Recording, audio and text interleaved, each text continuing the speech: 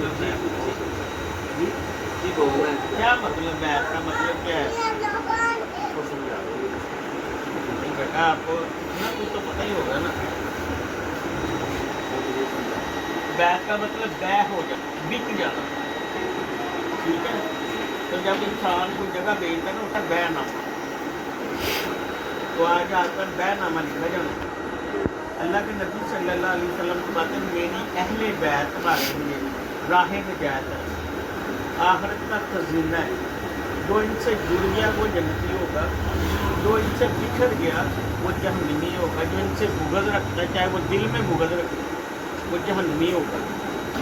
ٹھیک ہے، آپ صلی اللہ علیہ وسلم فرماتے ہیں اہل بیت کا بچہ کوئی بھی کسی بھی قسم سے یعنی بد کردار ہے، گلے گلے تک غلیظ ہے، تو تم نے ان سے محبت کرنی ہے اللہ کے لیے، ان کی حیا کرنی ہے میرے لیے کہ اس کے اندر میرا خون ہے. ٹھیک ہے نا، اس سے ہم بغض نہیں رکھ سکتے. اگر دل میں بھی بغض رکھا ہوا ہے تو آپ فرماتے ہیں جنت کی خوشبو کو بھی نہیں انسان پا سکتا، جہنمی ہوگا. اور پھر آپ نے دیکھا بڑی خوبصورت ایک حدیث بیان کی. آپ نے فرمایا جو میرے عشق میں مرا وہ شہید ہو کر مرا، اور جو میری اہل بیت کے عشق میں مرا وہ جنتی ہو کے مرا. شہید کی معافی کبھی کبھی کسی کام میں نہیں ہو سکتی، جیسے وہ کردئی ہے، آپ نے بیان کی اگر وہ شہید کردئی ہے تو اس کی معافی نہیں ہو سکتی. لیکن اہل بیت کے عشق میں کوئی مر گیا ہے نا تو وہ جنتی ہو کے مرا. اور یہ حدیث کے باوجود بھی لوگوں نے حضرت امام حسین علیہ السلام کو، حضرت امام حسن کو، حضرت علی علیہ السلام کو شہید کیا، اور بہت سارے مسلمان کو شہید کیا. بہت سارے مسلمان جو ہمارے انبیاء کرام تھے یعنی بزرگان دین بھی تھے ان کو بھی شہید کیا اہل بیت کے جو بچے تھے. پھر واقعہ کربلا میں آپ دیکھ لیں کیا ہوا. وہ حدیثیں ابھی تازہ تھی، 50 سال کی کیا فرق ہوتا ہے، لیکن اس کے باوجود بھی ان کو شہید کیا گیا. اب کہ آپ نے فرمایا ان کو بغض رکھنے والا جنت کی خوشبو کو نہیں پا سکتا، لیکن شہید کرنے والا پھر کدھر جائے گا، تو اس کی تو معافی ہے ہی نہیں.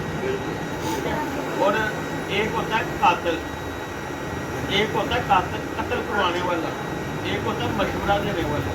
یہ ساری ایک ہی کیٹیگری میں آتی ہے، چاہے وہ مشورہ دینے والا ہے، چاہے وہ قتل کروانے والا ہے، چاہے وہ قتل کرنے والا ہے. سزا سب کے لیے یکساں ہی ہوگی.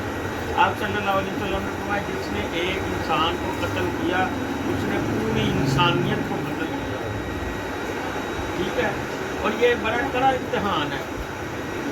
کچھ لوگ اہل بیت کے بچے لوگوں کے کول بگڑے ہوئے غلط راستوں پہ چل رہے ہیں، لیکن وہ جیسا بھی آپ صلی اللہ علیہ وسلم کے حکم کو ماننا ہے ہم تو وہ جیسا بھی ہے آپ اس کو برا نہیں جان سکتے.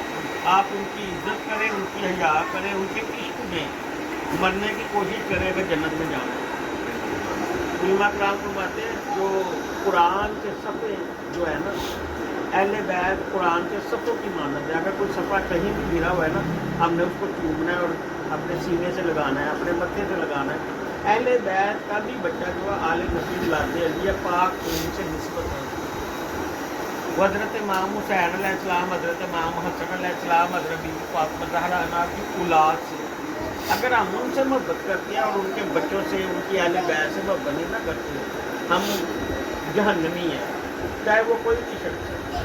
اس لیے اگر ان سے غلطی کوتاہی ہو جائے کہیں تو جناب ان کو معاف کر دینا چاہیے. معاف کیا ہے، ہم معاف کرنے والے بھی نہیں ہیں. ان کو ان کے حال پہ چھوڑ دینا چاہیے، ان کے حال پہ چھوڑ دینا چاہیے. کیونکہ آپ صلی اللہ علیہ وسلم فرماتے ہیں ان سے کوئی مسئلہ ایسا ہو جائے تو ان کو چھوڑ دو ان کے حال پہ. اللہ پاک قرآن میں بھی فرماتا ہے کہ میرا اور اس کا بیٹا تم سید کی حیا کرو اس لیے میں خود ان کی حیا کرتا ہوں. ٹھیک ہے، اس لیے آج اگر آپ بیعت ہونے کے لیے آئے ہیں تو پھر اہل بیت کے گھر جڑنے کے لیے. ٹھیک ہے، اگر اہل بیت کی کسی شخص کی بیعت آپ چھوڑ دیتے ہیں، سید زادے کی بیعت چھوڑ کے کسی امتی کی بیعت کرتے ہیں وہ مرتد کہلاتے ہیں. ٹھیک ہے.